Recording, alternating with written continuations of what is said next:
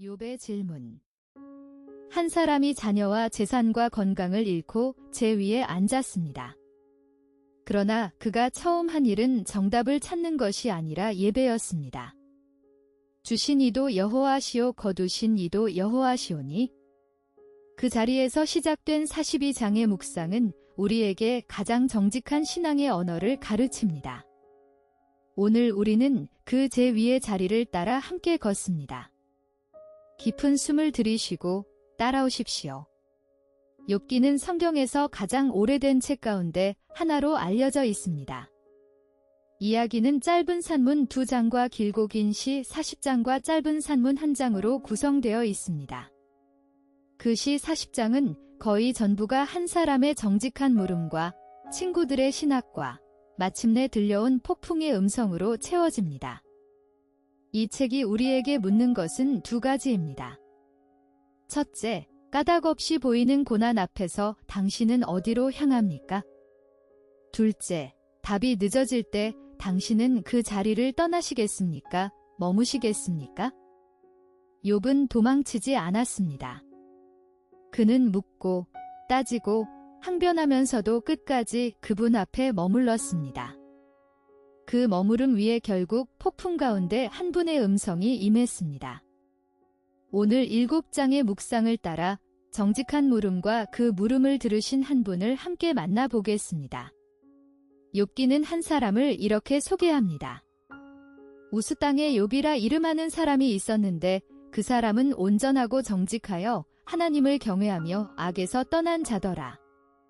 욥기 1장 1절. 그는 경건한 사람이었습니다. 그러나 어느 하루 사이에 그는 자녀들과 재산과 종들과 건강을 차례로 잃었습니다. 본문은 그 까닭을 우리에게 미리 보여주지만 욥은 그 까닭을 알지 못합니다. 그가 알 수 있는 것은 자신이 의롭다는 사실과 지금 자기 위에 무너진 폐허뿐이었습니다. 고난은 종종 그렇게 까닭 없이 보입니다. 성실히 살았는데 일자리가 사라지고 정직하게 걸었는데 신뢰가 무너지며 조심해서 지냈는데 진단서가 손에 들어옵니다. 그러나 욥기는 가장 먼저 이렇게 말합니다. 보이지 않는다고 까닭이 없는 것은 아니다.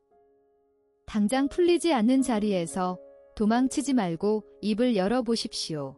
그 자리가 바로 욥의 자리입니다. 고난 앞에는 두 자리가 있습니다. 원인을 따지는 자리에서는 내가 무슨 죄를 지었는지부터 살핍니다. 남의 시선이 가장 무겁고 감춰서라도 답을 찾으려 합니다. 결국 마음에 차가운 결론만 남습니다.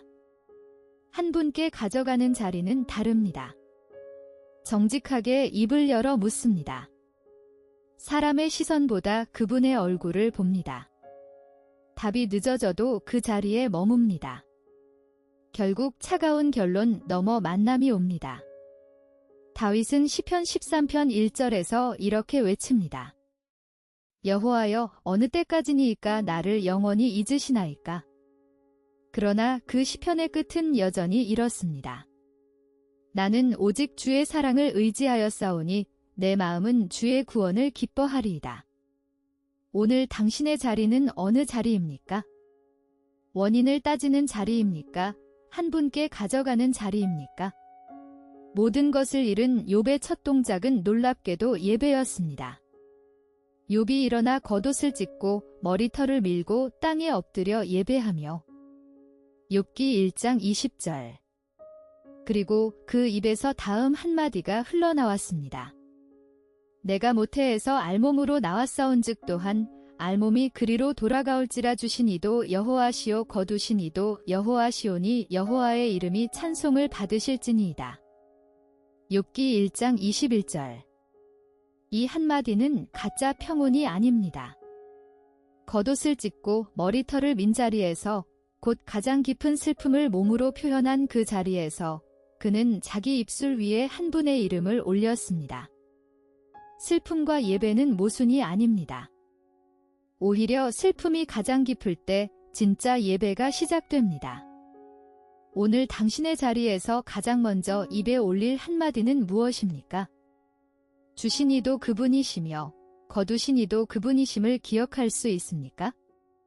욥에게는 세 친구가 있었습니다. 엘리바스, 빌닷, 소발.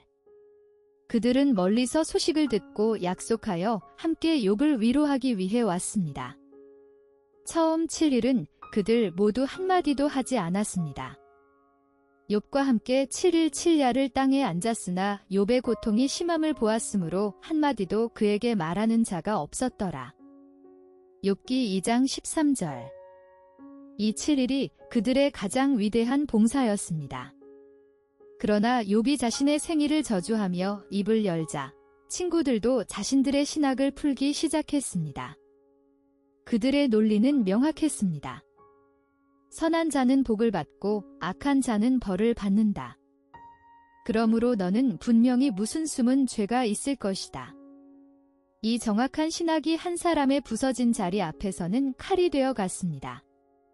오늘 우리도 누군가의 고난 앞에서 너무 빨리 입을 열고 있는 것은 아닙니까?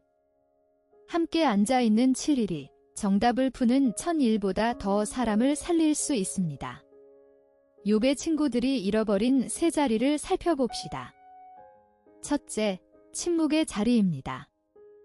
처음 7일은 그들 모두 한마디도 하지 않았습니다.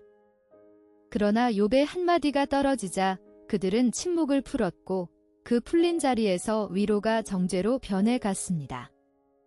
사도 야고보는 이렇게 권합니다. 사람마다 듣기는 속히 하고 말하기는 더디 하라. 야고보서 1장 19절. 둘째, 교리의 자리입니다. 선한 자는 복을 받고 악한 자는 벌을 받는다. 그들의 신학은 정확했지만 그 정확함이 한 사람의 고통 앞에서는 칼이 되었습니다. 셋째, 자기의의 자리입니다. 그들은 욥의 자리에 서 보지 않은 채 하늘의 자리에서 말하려 했습니다. 위로하러 왔다가 정죄하고 떠나는 그 길은 오늘도 우리 곁에 있습니다. 그러므로 우리는 누군가의 고난 앞에서 침묵의 자리, 동행의 자리, 자기를 비우는 자리를 잊지 말아야 합니다. 욥은 친구들의 신학에 굴복하지 않았습니다. 그는 자신의 자리를 거짓으로 합리화하지 않았고 친구들의 답을 그대로 받아들이지도 않았습니다. 오히려 그는 하나님을 향해 직접 항변했습니다. 내가 차라리 나의 길을 그 앞에서 변명하리라. 욥기 13장 15절. 이 항변은 신성모독이 아닙니다. 그것은 정직한 신앙의 또 다른 모양이었습니다. 거짓 평온으로 그분을 속이려 하지 않고 있는 그대로의 마음을 들고 그분 앞으로 나아가는 자세였습니다. 욥은 또한 이렇게 외쳤습니다. 그가 나를 죽이실지라도 나는 그를 의뢰하리니. 욥기 13장 15절. 이 한 문장 안에 욥의 신앙이 압축되어 있습니다. 이해되지 않더라도 의지하고 납득되지 않더라도 그분 앞에 머문다. 오늘 당신의 입술 위에 정직한 항변이 있을 수 있습니다. 그 항변을 부끄러워하지 마십시오. 그 항변이 그분 앞에 드려진다면 그것이야말로 신뢰의 또 다른 이름입니다. 친구들의 긴 토론과 욥의 긴 항변 끝에 마침내 한 분의 음성이 폭풍 가운데서 들려왔습니다. 내가 땅에 기초를 놓을 때에 내가 어디 있었느냐 내가 깨달아 알았거든 말할지니라. 욥기 38장 4절. 그분은 욥의 질문에 직접 답하지 않으셨습니다. 왜 이런 일이 너에게 일어났는지, 사탄과의 어떤 합의가 있었는지, 본문이 독자만 아는 그 비밀을 욥에게는 끝내 들려주지 않으셨습니다. 대신 그분은 자신을 보여주셨습니다. 별과 바다와 사자와 들나귀와 베헤목과 리오야단의 이야기를 통해 이 우주를 누가 운영하시는지를 보이셨습니다. 욥의 질문은 하나의 답으로 풀리지 않았습니다. 그러나 답을 받지 못한 욥이 이상하게도 더 이상 묻지 않았습니다. 그는 답을 만나지 않았지만 그 답을 들고 계신 한 분을 만났기 때문입니다. 오늘 당신의 질문도 답으로는 풀리지 않을 수 있습니다. 그러나 그분과 만나면 답이 없어도 충분해집니다. 고난의 자리에서 우리는 두 가지를 갈망합니다. 한쪽은 기다리는 답입니다. 왜라는 물음의 정확한 풀이를 원합니다. 원인을 알면 견딜 수 있다고 믿고 신학적 정답을 갖고 싶어 합니다. 그러나 답이 없으면 그분도 없는 듯 느껴집니다. 다른 한쪽은 만나는 분입니다. 왜의 답 대신 누구를 만납니다. 원인을 몰라도 손은 잡혀 있고 신학 너머의 존재로 끌어올려집니다. 답이 늦어도 그분이 거기 계심을 봅니다. 예수님은 마태복음 7장 7절에서 이렇게 약속하셨습니다. 구하라 그리하면 너희에게 주실 것이요 찾으라 그리하면 찾아낼 것이요 문을 두드리라 그리하면 너희에게 열릴 것이니. 그러나 우리가 진짜로 받아야 할 것은 답이 아니라 그분 자신입니다.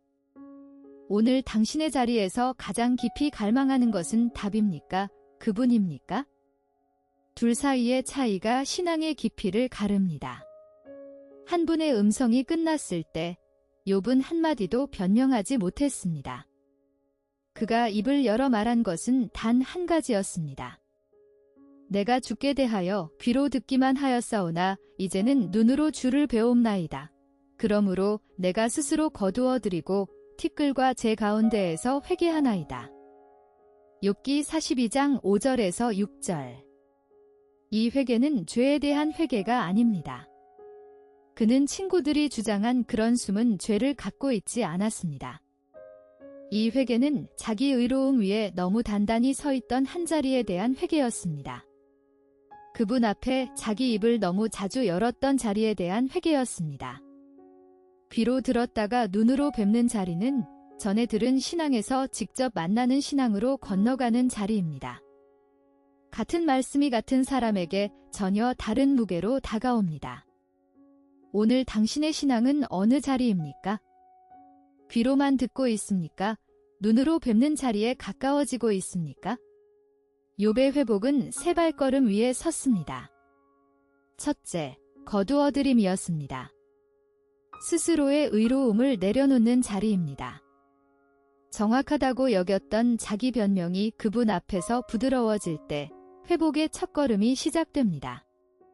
둘째, 귀에서 눈으로의 옮김이었습니다. 전에 들은 이야기에서 직접 만나는 자리로 옮겨 앉습니다.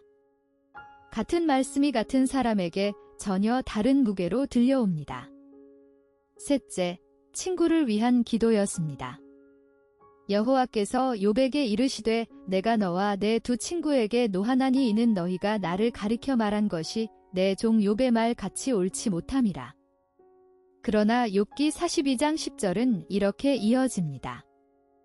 욥이 그의 친구들을 위하여 기도할 때 여호와께서 욥의 곤경을 돌이키시고 회복은 자기 안에서 그치지 않고 다른 사람에게로 흘러갑니다. 정죄하던 친구를 위해 기도하는 자리, 그 자리가 회복의 마지막 매듭입니다. 그분은 욥의 곤경을 돌이키시고 그에게 그 전 모든 소유보다 갑절을 주셨습니다. 여호와께서 욥의 끝날에 욥에게 처음보다 더 복을 주시니. 욥기 42장 12절. 그러나 욥기의 회복은 단지 물질의 2배가 아닙니다. 잃은 자녀들이 다시 그 수만큼 태어났지만 잃은 자녀들이 잊혀진 것이 아닙니다.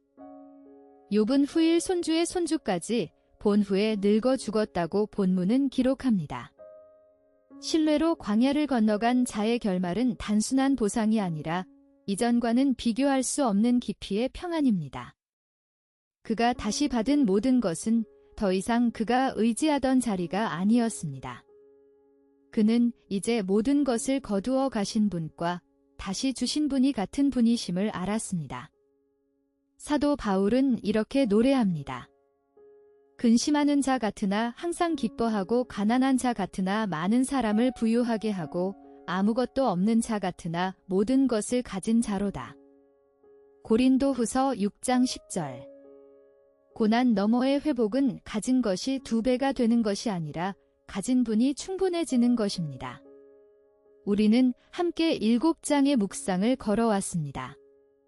의인의 고난에서 시작해 제 위의 예배, 친구들의 신학, 정직한 항변, 폭풍 가운데 임하신 한 분, 귀로 듣다가 눈으로 배운 자리, 그리고 고난 너머의 회복까지. 욥의 발자국은 우리에게 묻습니다. 당신의 질문 앞에서 도망치고 있습니까? 머물러 있습니까? 답을 기다리고 있습니까? 분을 만나려 하고 있습니까? 이제는 눈으로 주를 배움나이다. 욥기 42장 5절. 이 한 문장이 우리 입술에 살아있다면 오늘의 까닭 없는 고통도 그 자리로 향한 한 길이 될 수 있습니다. 다음 회에는 모세의 광야를 함께 묵상합니다. 왕자의 자리에서 미디안의 우물가로 내려간 한 사람의 40년을 따라가겠습니다. 우주나 채널을 구독하시고 다음 시간에 다시 만나기를 기도합니다.